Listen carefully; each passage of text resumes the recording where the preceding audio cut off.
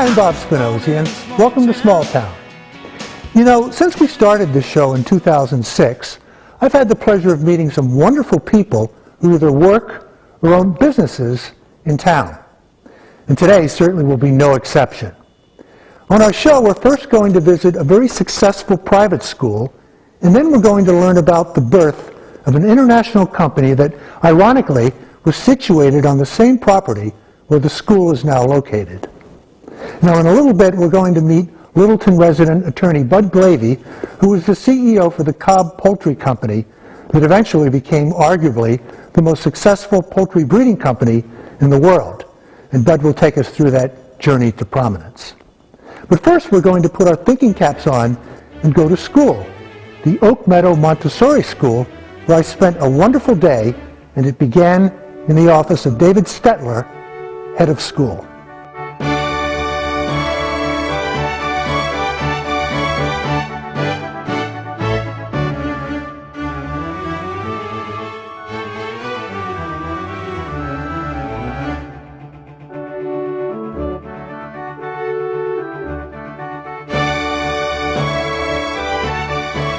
David Stettler, thank you so much for having me here today. Well, it's a pleasure to have you. I could just feel the enthusiasm that you have here when I came in the front door. I think it's a joyful place of learning, so I'm glad you felt that when we came in. Now, Dr. Maria Montessori developed what has now become the Montessori method of teaching.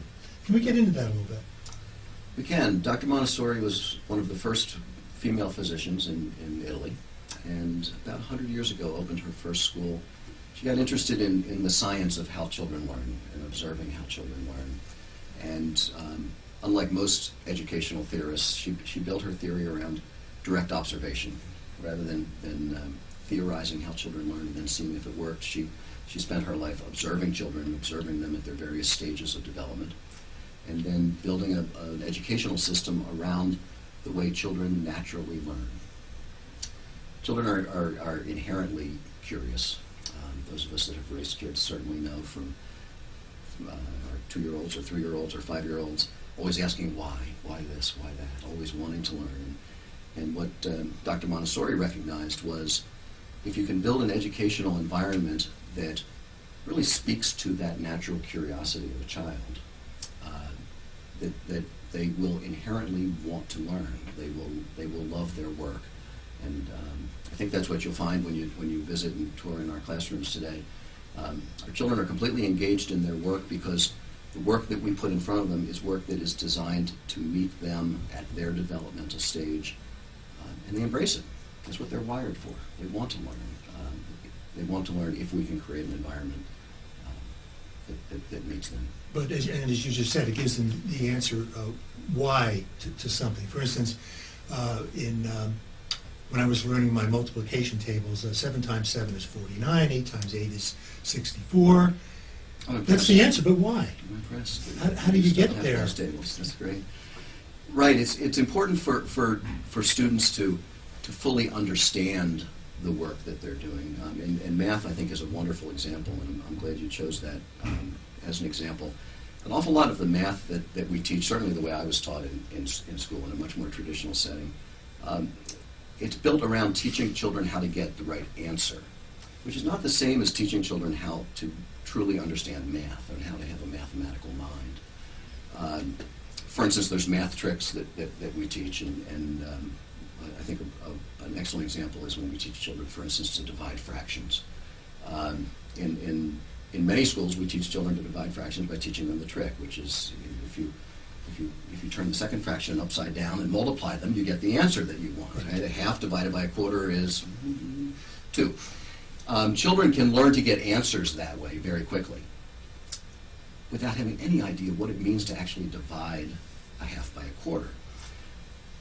So instead, what we offer for our children is a multi-sensory approach to education where they work with materials, where they actually learn mathematics through concrete materials that they manipulate, that they work with, that teaches them the concrete aspects of these not very concrete concepts that they need to learn.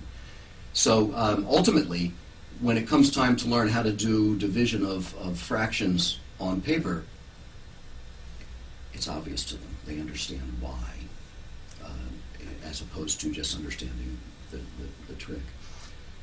I think that example takes us to really what the heart of what the difference is between a more traditional approach to education and a Montessori approach.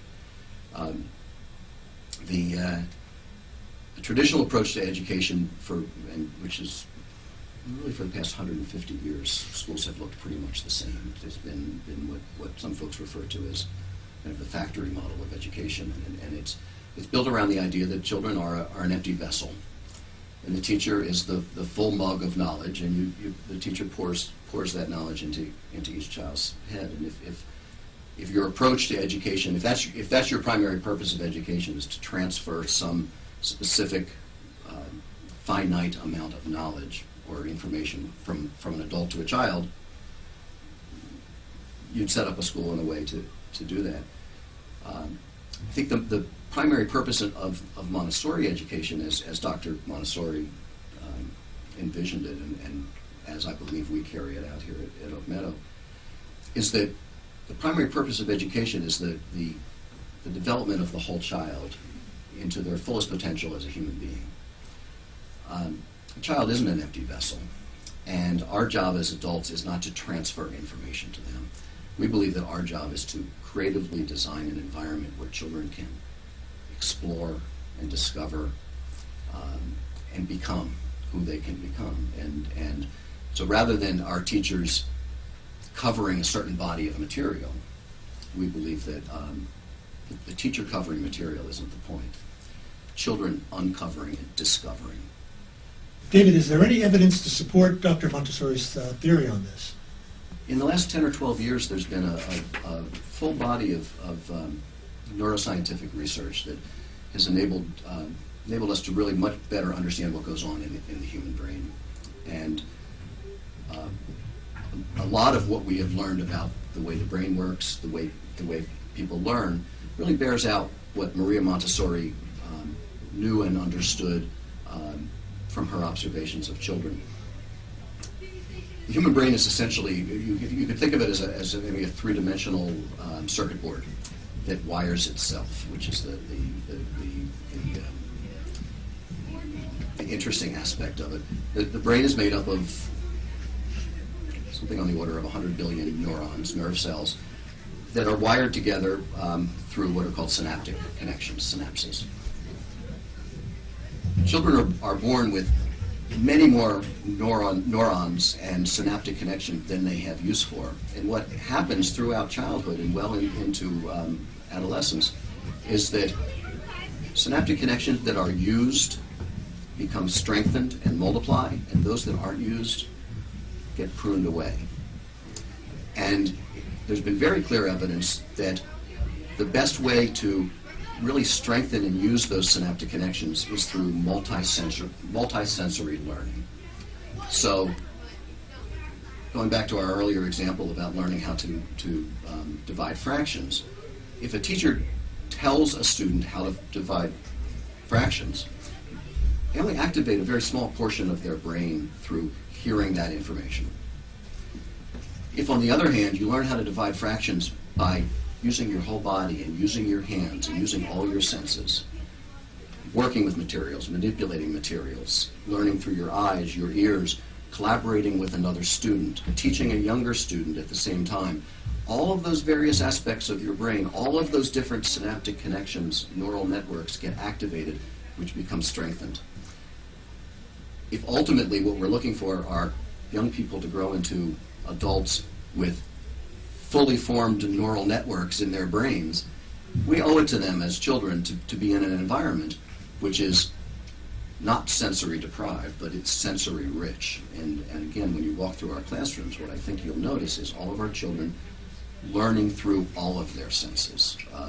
Dr. Montessori designed hundreds and hundreds and hundreds of different types of manipulative materials for children to learn from the time they're 3 years old, and in our school all the way up through 8th grade. And there's a wonderful book called The Science Behind the Genius that just came out a year or two ago that explains the recent scientific knowledge that bears out what Maria Montessori believed 100 years ago when she opened her first school. And you mentioned collaborative learning. That, of course, is very prevalent and important here. And I spent a little bit of time with Sue Payton, your Director of Communications, yeah. And she was telling me that generally a lot of the work isn't graded, and homework is really stuff that you do here. She didn't put it in those words, but... We don't give grades to our students, and intentionally so.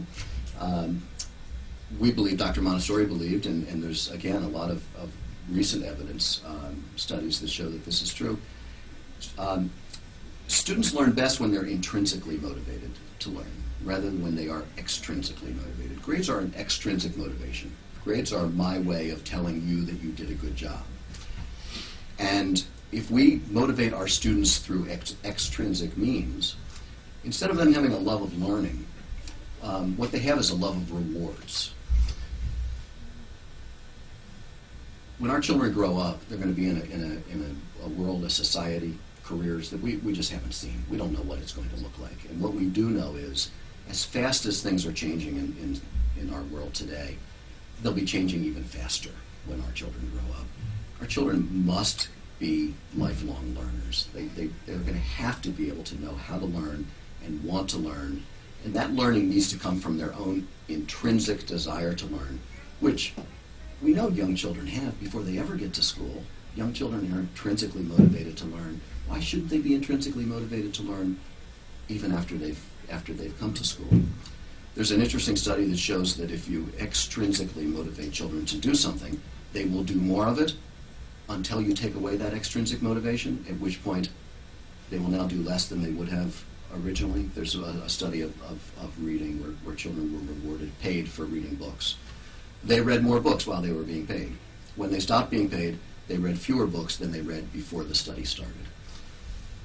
We believe that children should learn and study because they want to learn and study, and if we design the right environment for them, they will, and we don't have to reward them with grades for it. David, 2 years ago, you celebrated the 30th anniversary here at Oak Meadow. And we did. A few days ago, you had a groundbreaking ceremony. We did. It's an exciting time, we think, at Oak Meadow. The school has grown over 32 years from it started in the 2 rooms in a church over in Boxborough. A woman named Michelle Dubois, who was a wonderful educator, started Oak Meadow. She was the first head of school, the first teacher, probably the first maintenance person. She did it all when the school started and stayed with the school for many, many years. Over those years, the school has moved twice. We've been here on Old Pickard Lane now for quite a number of years. We first started renting space here. This was the egg production factory. Yeah, for Cobb Poultry. Cobb's Chickens Yeah. years ago. We rented some of the space, eventually bought the building, have enlarged in all directions in the building over the years. And just yesterday, our founder, Michelle Dubois, was back with us, along with a number of important folks from the town of Littleton and our architects and contractors, and all 270 of our children out on the field to have the groundbreaking for our new Athletics and Performing Arts Center, which will be open and ready for us to use in September of 2009. We're pretty excited about that. It's not too far down the line, is it? It's not too far at all. We're thrilled and excited. As our school has grown over the years, both in terms of number of students, but also as our students have gotten older, as we now go through middle school. Well, I wanted to ask you about that, actually. You mentioned there are 270 students here. The ages range from 3 years old right up through the 8th grade. Right up through 8th grade. How's that broken down exactly? Through 8th grade. Within the school? We have 4 program levels. One of the things that Maria Montessori understood about children is that they move through what she referred to as planes of development, certain periods of time in their lives that are unlike other periods of time in their lives, and they tend to run in approximately 3-year cycles. And so we have 4 different program levels in our school, and each of those program levels includes 3 age groups. And the classrooms are multi-age, so the 3 age groups are together in a classroom. The youngest program level we call Children's House, which would be the 3, 4, and 5-year-olds together in the classroom. Our lower elementary would be the equivalent of 1st, 2nd, and 3rd graders. Again, multi-age groupings in classrooms. Upper elementary, 4th, 5th, and 6th graders. And our middle school is 7th and 8th grade. The beauty of the multi-age classrooms is that the youngest children look up to the oldest children. They emulate them. They want to be like them. They look at the work that they're doing and think, I'd like to learn how to do that. They're generally the most inquisitive, too? Well, we hope that all of our children at all ages here maintain that inquisitive nature, but the older children then, in turn, get to teach the younger children. And any of us that have ever been in a classroom know the best way to learn something is to have to teach it to someone else. So the older children, for instance, would be the equivalent of 3rd graders who are in the lower elementary, have all these younger children in the classroom that they can help learn. They can help teach them. And by doing that, that also increases their own knowledge and their own understanding. So at each program level, 3 years, you go from being the youngest, and then eventually you have your chance in the leadership role as the 3rd year, and then you move on to the next program level. I'd love for you to have the opportunity to visit in each of those program levels. I'd love to see them. Our assistant head of school, Kristen Ancker, is here and would love to take you on a tour. And I think you'll notice at each of these levels, children who are just absolutely engaged in the kind of work that they're doing. I think you'll see classrooms that don't look like the kind of classrooms you're used to seeing in schools. I think you'll enjoy it. Let's do it.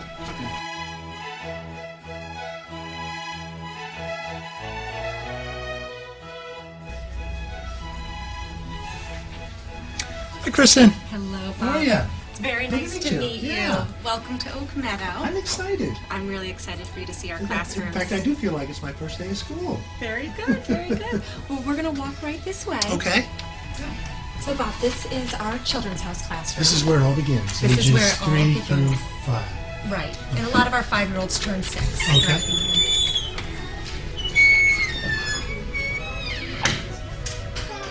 Close your eyes. Close your eyes. You know, obviously, I can't help but notice that the children are working at tables and on rugs, and not the traditional row of classroom desks that I certainly grew up with. And as I said before, a lot of the materials are on the shelf.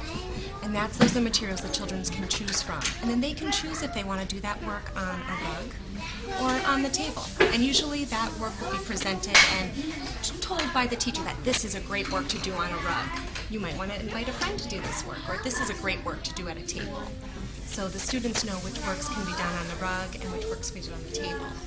And the rug really shows that this is their work. And they know that respect from other students. Another student won't come in and take something from their mat, from their work mat. That is really showing that they chose to take that rug out, and this is their work.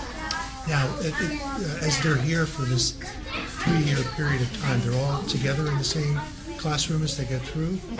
We try to keep the students in the same classroom for 3 years, so the teacher is able to get to know that child, know their learning styles, and then, as Dave said before, they're able to have that experience of being the youngest and witnessing what the older children are doing, and then to have that time to be the oldest child too, and to be a real leader in the classroom. There's just so much here. There's so much going on right now. You can see there's a lot going on. There's a child over there who is washing a table. That's called practical life. They're learning practical life. Miss Van Wassenhoek is teaching a math lesson to a student. And you'll see another student behind her doing her own independent work with fractions. And I see a student cleaning up, scrubbing a table down there. So again, that's part of practical life, learning how to clean something, scrub something, pour something. Exactly. Okay. All of those skills, too, are really refining for the later skills of learning how to write. They're strengthening their pincer grip, strengthening their fine motor control so that they're able to write. The work is laid out in the shelves from left to right so that the students will then learn how to read. Everything has a purpose in this classroom.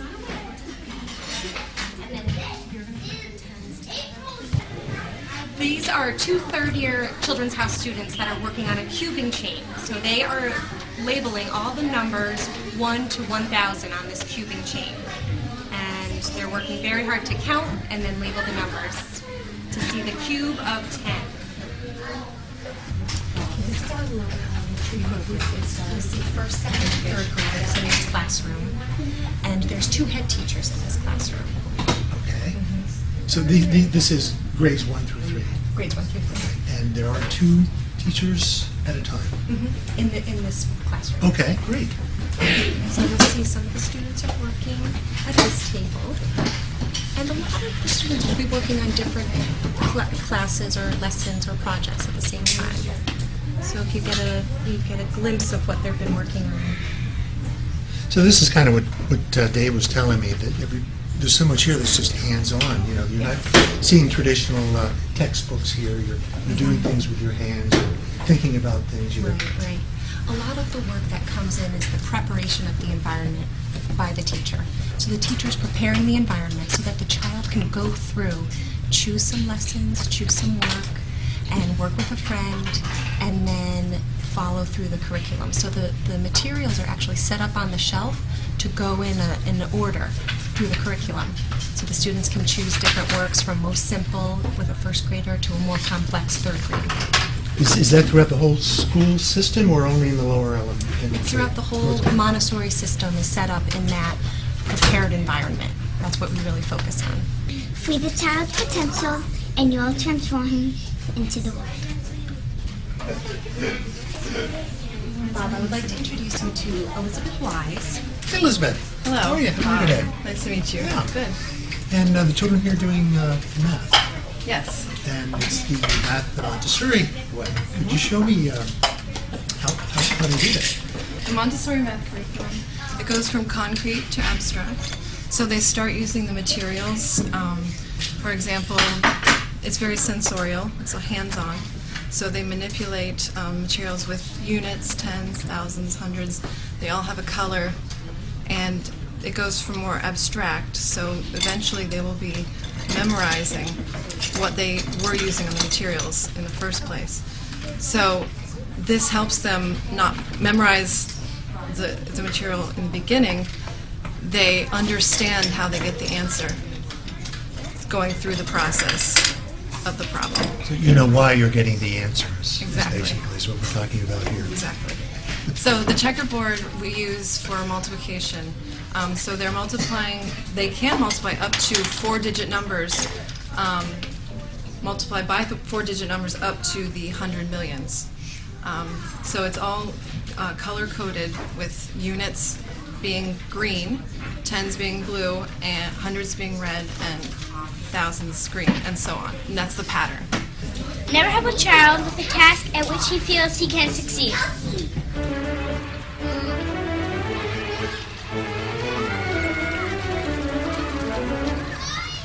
So Bob, now we're going to be going into our upper elementary program. Okay. So that's the 4th, 5th, and 6th grade students, 9 to 12-year-olds.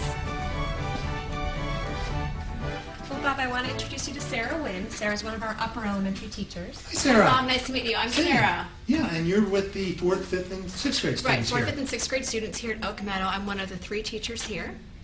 So, welcome. And give me an idea of the curriculum, as it were. Well, come on in. Okay. It's a standard curriculum as you would find at another school. We teach math, language, history, geography, science. But what's different about the traditional methods is that we use a lot of manipulative materials to introduce the concepts. So while they're still getting the traditional lessons, we're using materials, hands-on materials to reinforce concepts that they're learning. One example is we have some math material here on our rug, and we use this material for teaching decimals. Students in the younger grades, younger programs, learn about our number system being base 10. Our numbers grow by multiples of 10. But now in upper L, we're looking at decimals and fractions and looking at how our numbers are also divisions of 10. So to introduce this, we would use a little bit of our material, our decimal board, just so the students can see in a symbol what a tenth would look like, and then in a quantity what a tenth would look like. So they would practice reading decimals, creating decimal quantities using our cube material, reading them out loud, and then learning how to do the 4 operations with this material.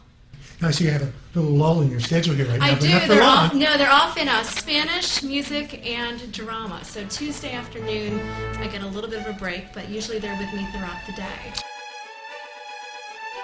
I should not be suffocated by the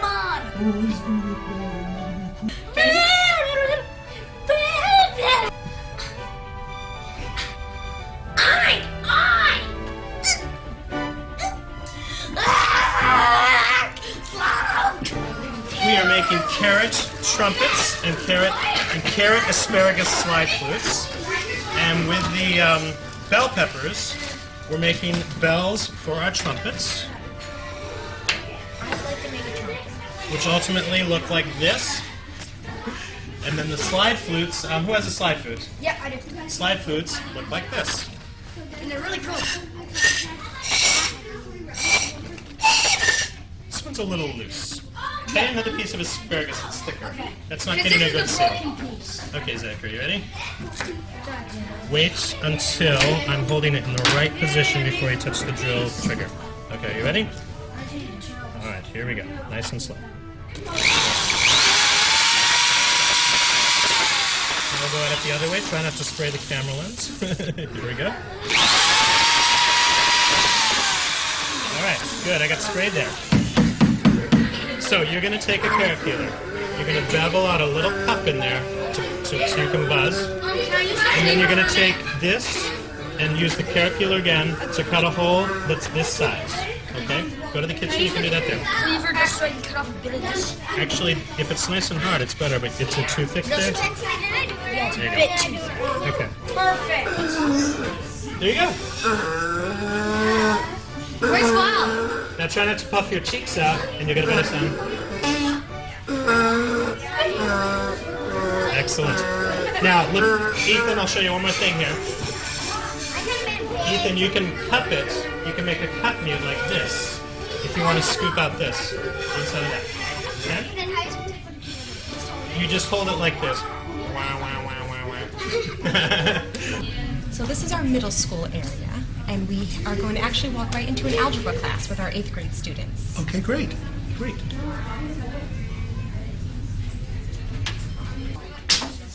You might want to do a little bit in your notebook and then transfer it over to the, That would be a good idea. the big page. Now, Barbara, what is it that your students are working on today? Right now we've been, well, this is the probably the second or third lesson studying quadratic functions. So I've given them a preliminary lesson, and now they're actually testing their conjectures graphing wise, and then they'll present their findings in front of everyone else. A lot of the work is done with collaboration, doing the work together and then collaborating the results with the class, and then the class joins in, and there's a lot of discussion as well. These projects were actually a combination of math and art together. The students had to research the particular buildings, and they also had to use math to scale it down, so they used proportions in the scaling part of the project. So they really completed some very nice buildings. Maria Montessori once said, "To teach details is to bring confusion. To establish the relationship between things is to bring knowledge." I feel like this quote is true to the way that I have learned at Oak Meadow. From children's house right up to middle school, the goal of my teachers had been not just to teach me the fact, but the why behind the what. For example, in my math class, my teacher strives to ensure the understanding of the relationships between the properties and mathematical concepts. This way, we know where the answer came from. Bob, I would like to introduce you to Karen Kelly. Karen is our humanities teacher. Good to meet you. Well, I just wanted to let you know a little bit about Montessori adolescent education. What we do is at the adolescent level, with the early adolescents 12 to 14, we work on meeting their needs at this stage of development, just like the teachers in lower elementary, upper elementary, children's house work to meet the needs of children at their stage of development. One thing about adolescents is that they want increased independence, and so we work to create an environment here where they have many opportunities to be independent, to be able to work through being leaders of their own team meetings. They run businesses, and so the kids then coordinate the businesses, and we provide guidance behind the scenes, but we don't really tell them everything to do. They have to learn on their own as they're going, and we help them through it. We want to provide them with authentic work that makes them feel relevant in our community, and so that they're just not doing work for the sake of us telling them to do work, but they end up serving the community. For example, through the teacher luncheon. They also do a pizza business where they serve pizza to the school grades 1 through 8 every Friday. And they've done all of the back ordering work. They do the forms, they stamp the checks, they deposit things, and they make quite a bit of profit from that business as well as some of the others. So basically, we have coffee houses about 4 times a year, and it's where kids can come, they can sign up to perform, and they can sell jewelry or stuffed animals and stuff like that. And we have refreshments, coffee, of course, soda, chips, and it's just a really fun community night for everyone to get together. Okay, so the middle school runs a middle school store where they sell clothes and labels with the school's logo, and we look through magazines and we choose clothes that we want to sell, and we have to work on advertisement and the pricing and stuff, and then we hold a couple school stores where people come and we sell clothing to them, and so overall we make sure everyone in the school has clothing, and they're proud to represent Oak Meadow.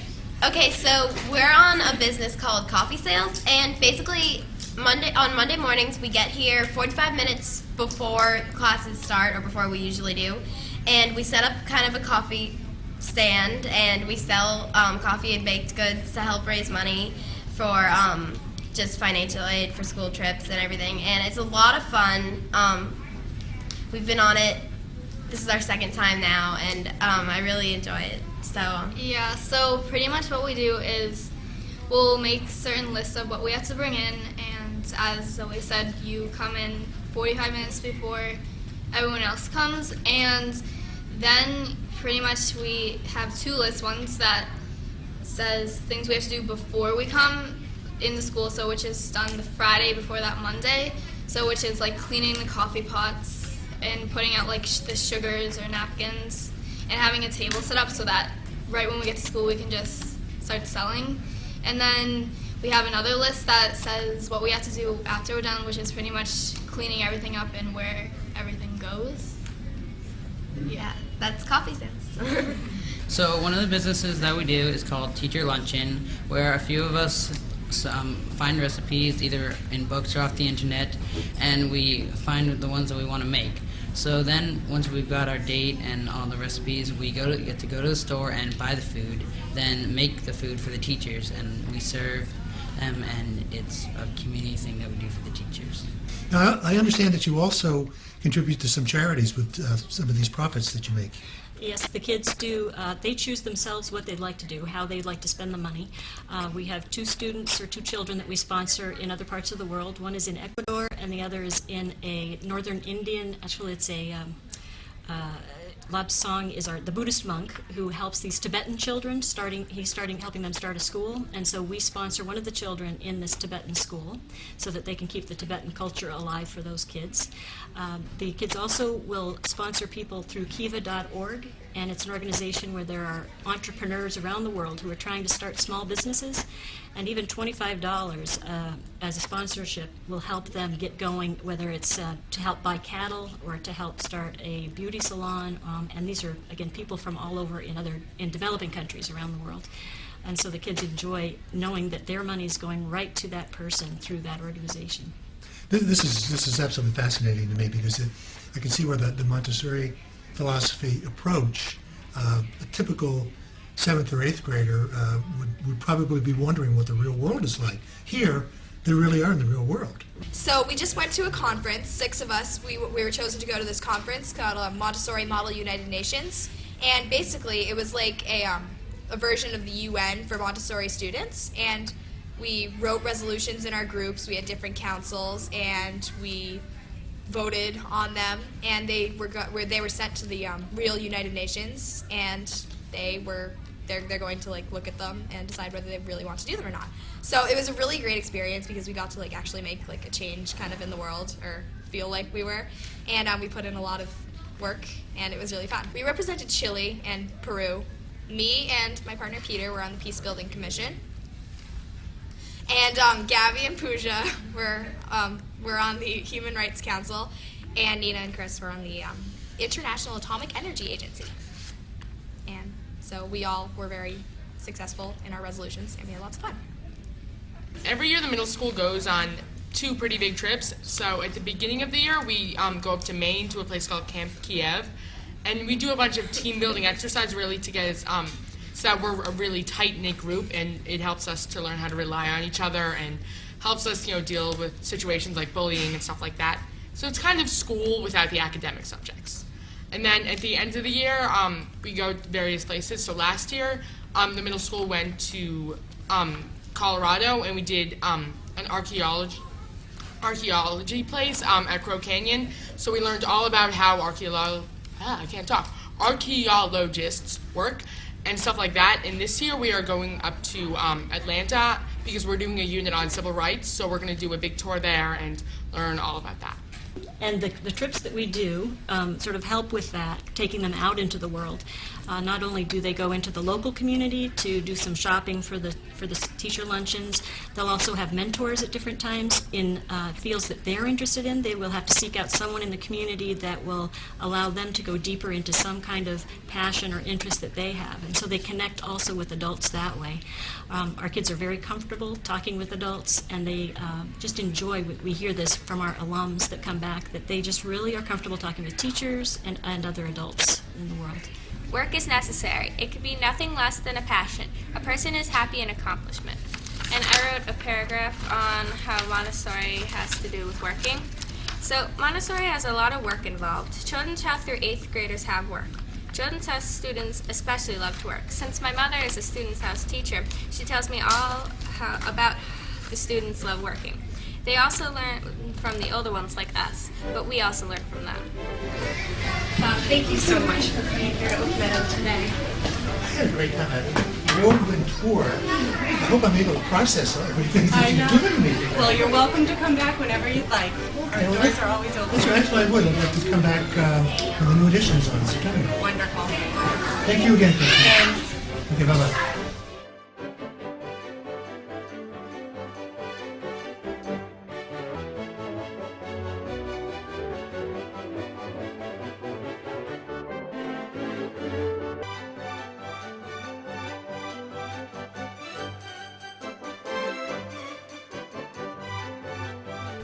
Well, as you heard Dave Stettler tell us, Oak Meadow started from a very humble beginning, and so did Cobb Poultry.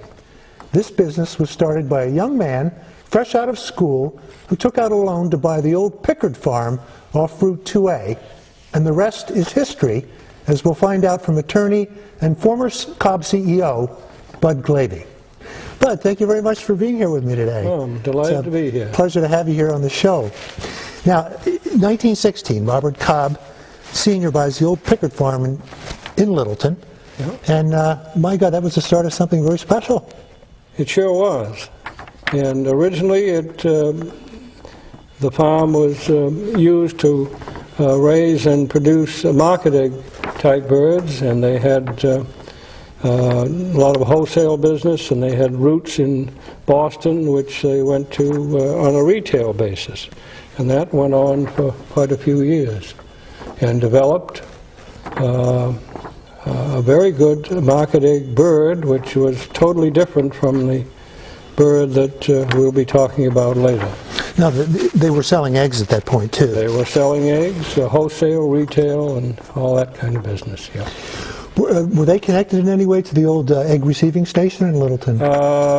A lot of their surplus eggs would go to the egg place, and they would pick them up once or twice a week. Yeah. Okay. Yes, they did. They used that too. Yeah. All right. Now, apparently, there's a big change now. It was about to happen in the late 1940s with the introduction of the white rock, which had a much larger breast. Of course, that's where the bulk of the meat is on the bird.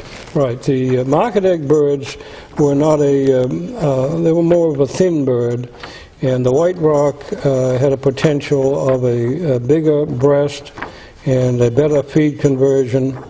And as the business progressed, it became like two businesses, one in the egg business and one in the breeding of birds for meat purposes. And this is in the early 40s. This is when Cobb developed a white Plymouth Rock type bird that eventually became the bloodline that gave it so much momentum in the years to come. And now, I understand at some point you were actually selling birds to the Purdue company? Yes, they were one of our customers. However, Purdue was a very large producer, and he also had his own breeding program. So in a sense, he was somewhat of a competitor, although he did it more for internal purposes, but we did sell him some. He was not a major customer. Okay. Now the next big period of time is in the late 1950s when Cobb is going to be going international. And the first shipments to Europe and then, of course, beyond. But you told me a very amusing story about being the only passenger on a flight to Italy with a few little critters with you. That's right. Very often when we had distributors all around the world, and we had to travel a lot, and if we could travel with the chickens, we'd get a free flight over. So I remember doing that once to Milan, Italy, with 25,000 day-old chickens, and I think I was the only passenger in the back of the 707 with the chickens, and we arrived safely in Milan and then went to our office, which is just north of there. So let me get this straight now. The plane, you had the pilot, the co-pilot, yourself, 25,000 chickens. That's about it. And they didn't serve you chicken for lunch? They didn't. They just had little live day-old ones in the back. That's right. Okay. Get into the international business a little bit, though. Yes, I would say... Because you did a lot of traveling, you were telling me. We did. We had distributors. We started out originally in the Netherlands, and then we had a large operation in England, which was very successful. We had, then we started in South America very early also, and had operations in all of the major countries in South America. In the Far East, I think Japan was probably one of our first distributors, and they stayed with us, I think, almost to the present time. Yeah. So they were very good customer, and we sold, to some customers we'd sell great-grandparents, to others we'd sell grandparents, and to others we'd sell parent stock. So we had 3 different types of customers that we would sell, depending where they were and whether they had the operations necessary to rebreed from what we would ship them. Okay, so now we've bridged 1916 from when you started to 1974 when Cobb is purchased by the Upjohn Pharmaceutical Company, a very large company at that time. At that time, that is correct. And as we used to say, pharmaceutical companies are somewhat copycats. When Hubbard Farms, which was one of our competitors in Walpole, New Hampshire, were purchased by Merck, then very shortly thereafter, Upjohn began looking at us and decided they ought to do the same thing, so they purchased us. And I think this is what happens with the pharmaceutical companies. One does something, then the other has to do the same thing. Now, about the same time, I believe the Montrose company was purchased by Tyson. Montrose had a similar operation to Cobb? That's correct, yeah. And Tyson Foods, of course, down in Arkansas, and at that time, Cobb had expanded in the U.S. from Massachusetts to having an operation in Siloam Springs, Arkansas, and another operation in Gainesville, Georgia. So we had like a triangle, and we were able to produce breeding stock in both Arkansas and Georgia for the customers. The largest poultry producers in the United States had gone south, and we had to go south too because New England was not an economical place to grow broilers.